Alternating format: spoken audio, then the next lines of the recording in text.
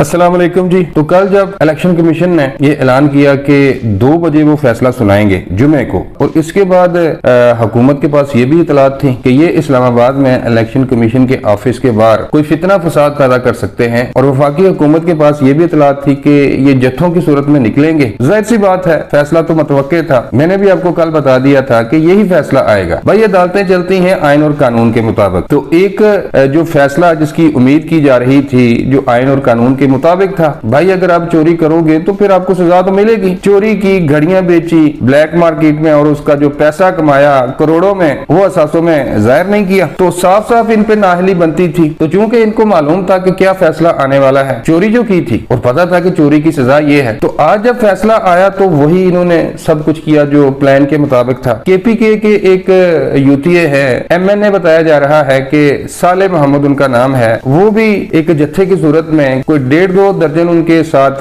मुजाहिरीन थे यूटीए। तो वो वहां पर जब फैसला आया तो उन्होंने नारेबाजी शुरू कर दी इदारों के खिलाफ, और हंगामा आराई पैदा करने की वो कोशिश कर रहे थे। उनको इस्लामाबाद पुलिस ने रोकने की कोशिश की कि भाई आप ऐसा ना करें, फितना फसाद फैलाने की या बदअमनी इंतशार फैलाने की कोशिश ना करें। तो ये ऐसी जहनीत के, ऐसी गंदी जहनीत के लोग हैं कि इदारों के साथ लड़वाना चाहते हैं। वो बंदा पीटीआई का जो एमएनए था, साले मोहम्मद या मोहम्मद साले जो भी उसका नाम था, वो अपने साथ केपीके पुलिस के चंद एहलकारों को भी लाया था। तो जब इस्लामाबाद पुलिस के एहलकारों ने उन्हें रोकने की कोशिश की तो इनकी दीदा दिलेरी देखें कि इन्होंने इस्लामाबाद पुलिस के एहलकारों पर फायरिंग कर दी। कोई कहता है कि 2 फायर हुए, कोई कहता है कि 1 फायर हुआ, लेकिन खुशकिस्मती से वो ना तो इस्लामाबाद पुलिस के एहलकार को लगा और ना जो वहां पर लोगों का हजूम था वो भी इससे महफूज रहे। ये बहरहाल एक अच्छी खबर है। तो इन्होंने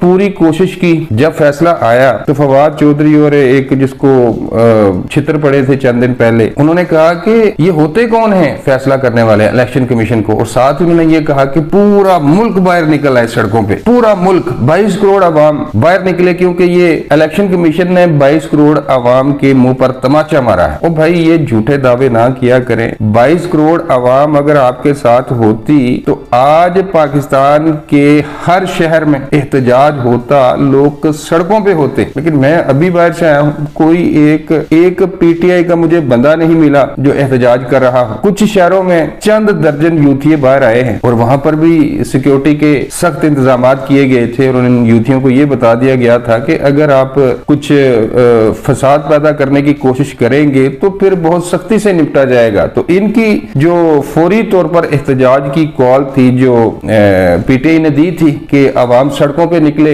इलेक्शन कमीशन के फैसले के खिलाफ, तो आवाम ने तो उसको मुकम्मल तौर पर रद्द कर दिया है। चंद यूथिये निकले हैं कुछ शहरों में, और वो भी कोई 2-2, 3-3 दर्जन यूथिये थे। वो आए, उन्होंने गालम गलोच की इलेक्शन कमीशन के खिलाफ और इदारों के खिलाफ, और अपने अपने घरों को चले गए। तो ये थी जी इनकी स्ट्रीट पावर जिसका ये ढंढोरा पीटते हैं। तो इन्होंने फौरी तौर पर जो एहतजाज की कॉल दी थी फवाद चौधरी ने, वो मुकम्मल तौर पर नाकाम हुई है। अब बनी गाला में एक इजलास हो रहा है इमरान खान की जेर सदारत कि अगला लाहे अमल क्या होगा। तो पीटीआई के सोशल मीडिया पर जो 25-25, 30-30 हजार पे इन्होंने रखे हुए हैं यूथिये, वो ये कह रहे हैं कि नहीं जी 22 करोड़ आवाम सड़कों पे है और इमरान खान फौरी तौर पर लॉन्ग मार्च का ऐलान करने वाले हैं। तो भाई वो तो राना सनाउल्लाह साहब तो पहले बैठे हुए हैं, वो तो कब से कह रहा है कि जिसने शौक पूरा करना है लॉन्ग मार्च का वो कर ले। और आपको ये भी बताता चलूं कि ये अभी शुरुआत है। इदारों ने बहुत ढील दी इसे कि कोई बंदा बन जाए, अवाम की फलाह बहबूद के लिए कुछ करे, असेंबलियों में आ जाए। लेकिन ये कह रहे थे कि हम बदमाश हैं, हम ताकत के जोर पर और बदमाशी के जोर पर इदारों को अपने सामने झुका लेंगे। तो ऐसा नहीं है, ये अभी शुरुआत है। अभी तो घड़ियों का एक छोटा सा केस सामने आया है, तो उसमें ये बंदा नाहल हो गया है, और इसके पीछे जो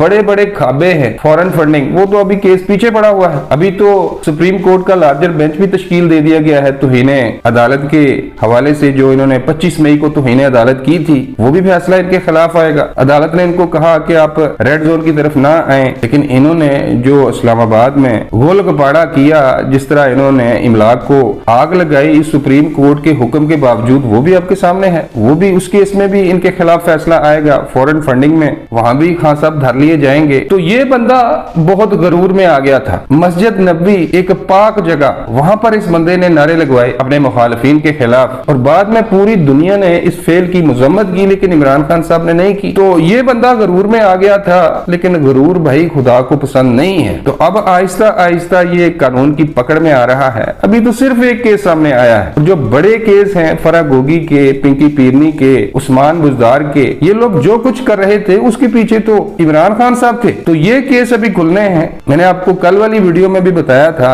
कि अगर ये बंदा बदमाशी या फितना फसाद पैदा करने की कोशिश करेगा या रियासत के साथ टकराने की कोशिश करेगा तो इसकी जो अगली लाइफ है वो जेलों में ही गुजरेगी। तो बनीगाला में जो इजलास हो रहा है, अब देखते हैं इस इजलास में खास साहब क्या फैसला करते हैं। अब तक के लिए बस इतना ही। मिलता हूँ किसी नई वीडियो में। अल्लाह निगहबान।